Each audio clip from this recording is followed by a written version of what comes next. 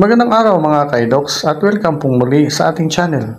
Sa video na ito, tatalakayin natin ang mahahalagang detalye tungkol sa darating na confirmation of charges hearing ng International Criminal Court ICC laban kay dating Pangulong Rodrigo Duterte ngayong Setyembre 23, 2025. Particular nating susuriin kung paano naghahanda ang kampo ng depensa para sa napakahalagang yugto ng paglilitis.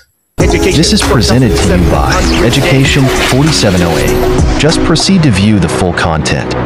Bago ang lahat, mahalagang linawin kung ano ang ibig sabihin ng confirmation of charges hearing. Ito ay pre-trial stage kung saan tinitingnan ng mga hukom ng ICC kung may sapat na ebidensya upang ituloy sa isang full trial. Hindi pa ito mismong paglilitis kung saan sinusuri ang lahat ng testimonya.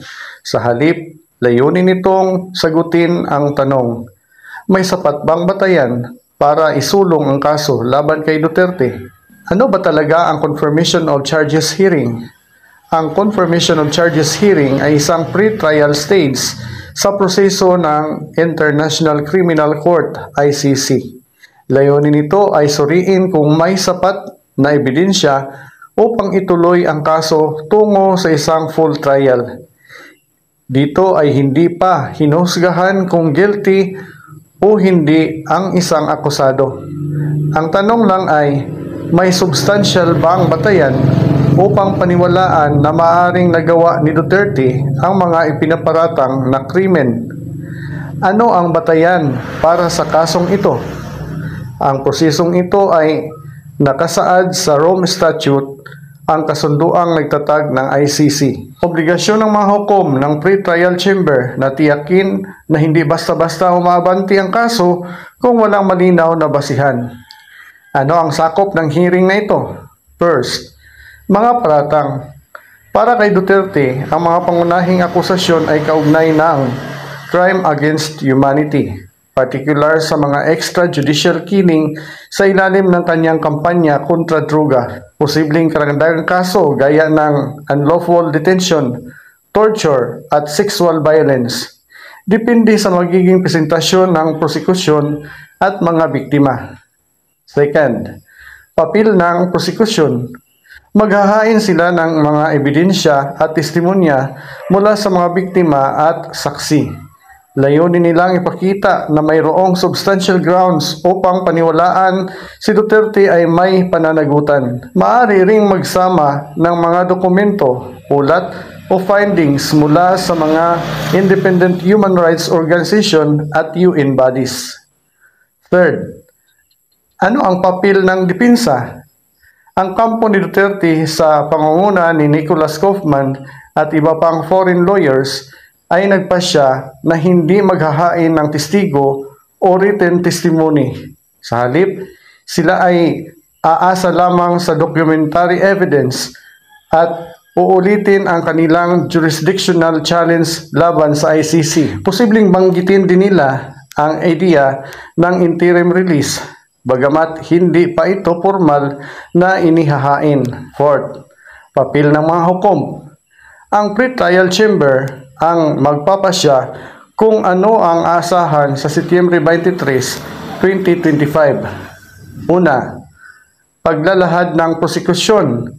Ihaharap nila ang kanilang pinakamatibay na ebidensya, testimonya, reports at dokumento. Hihilingin nila sa hukuman na kumpirmahin ang lahat ng charges laban kay Duterte. Pangalawa, pagtugon ng depensa. Magbibigay ng dokumentaryong ebidensya at ipipilit na kulang sa jurisdiksyon ang ICC. Maaari ring ipakita na ang mga kaso ay dapat hawakan ng lokal na korte, hindi ng ICC. Pangatlo, pagkilala sa mga biktima.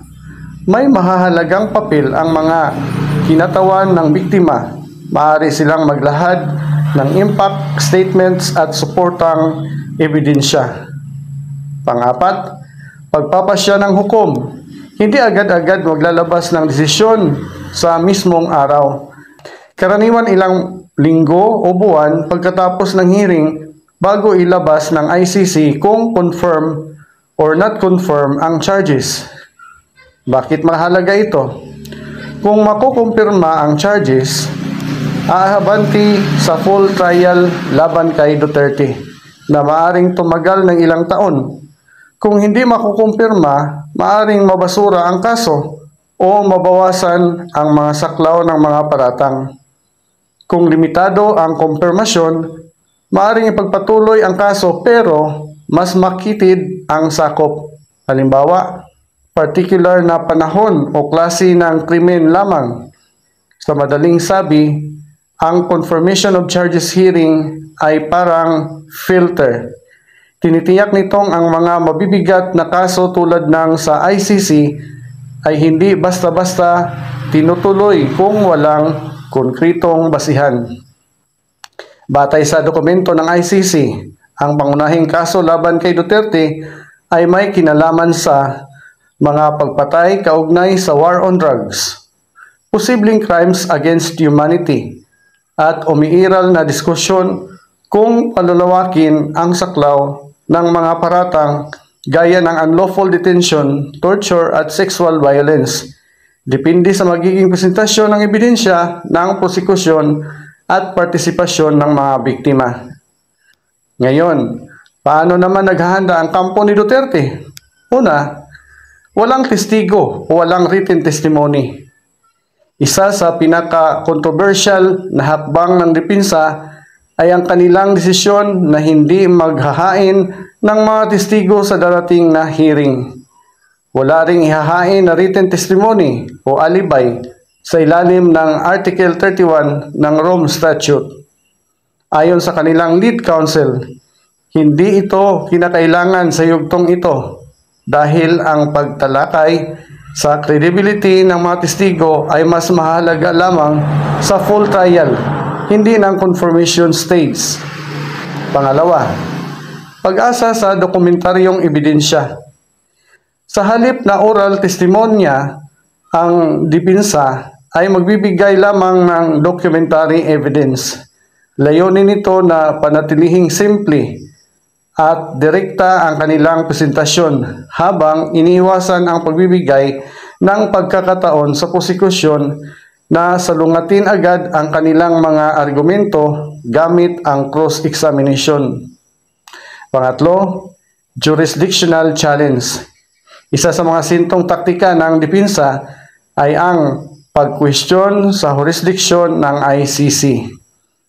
Ayon kay Nicholas Kaufman, ang kanilang lead counsel, ipipilit nila na hindi dapat saklawin ng ICC ang Pilipinas dahil sa pag-atras ng bansa sa Rome Statute noong 2019. Bagamat kinikilala ng ICC na may saklaw pa rin sila para sa mga krimen habang miyembro pa ang Pilipinas, gagawin ng depensa ang lahat upang magtanim ng duda sa jurisdiction.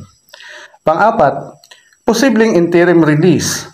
Bagamat wala pa silang formal na motion, inaasahang ihahain ng depensa ang kahilingan para sa interim release ni Duterte. Ito ay maaaring ibigay sa piling sitwasyon tulad ng mga humanitarian grounds o habang hinihintay pa ang sumunod na yugto ng paglilitis. Panglima, pagbabago ng legal team.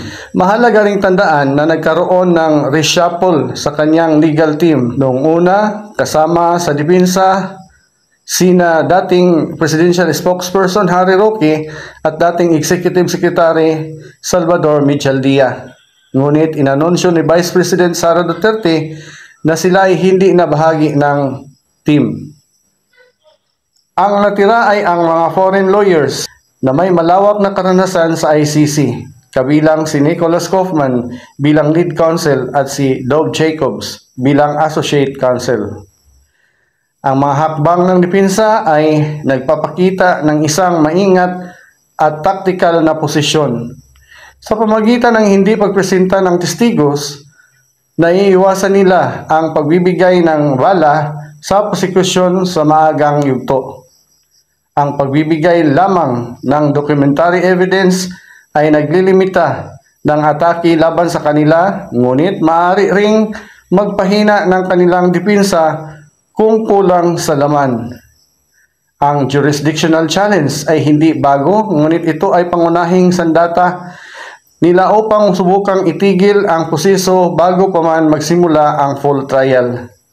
At ang paglipat sa mga banyagang abogado ay nagpapahiwatig na nais nilang magkaroon ng mas espesyalisadong depensa na angkop sa mekanismo ng ICC. Sa mismong araw ng hearing, aasahan natin ang mga sumusunod. A. Prosecution.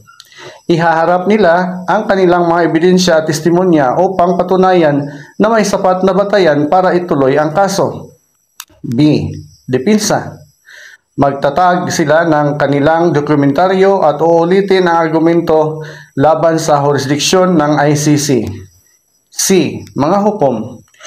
Titingnan nila kung may substantial grounds upang paniwalaang si Duterte ay responsable sa mga kasong binabanggit. Kung makukumbinsi ang hukuman, aabante ang kaso patungo sa full trial na posibleng magsimula sa 2026. Sa huli, malinaw na ang depensa ni Duterte ay gumagamit ng minimalist at calculated strategy. Ito ba ay magtatagumpay upang pigilan ang paglilitis o magiging daan lang upang mas mabilis na isulong ng ICC ang kaso? Yan ang dapat nating bantayan. Ano sa tingin ninyo ang magiging epekto ng ganitong diskarte ng depensa? Mag-iwan ng comment sa ibaba at pag-usapan natin. Huwag kalimutang mag-like, mag-subscribe at mag-share nito sa kapwa Pilipino. At ito ang EDOXDC na nagsasabing sa bawat panahon at pagkakataon sa katotohanan dapat nakatuon. Hanggang sa muli, paalam!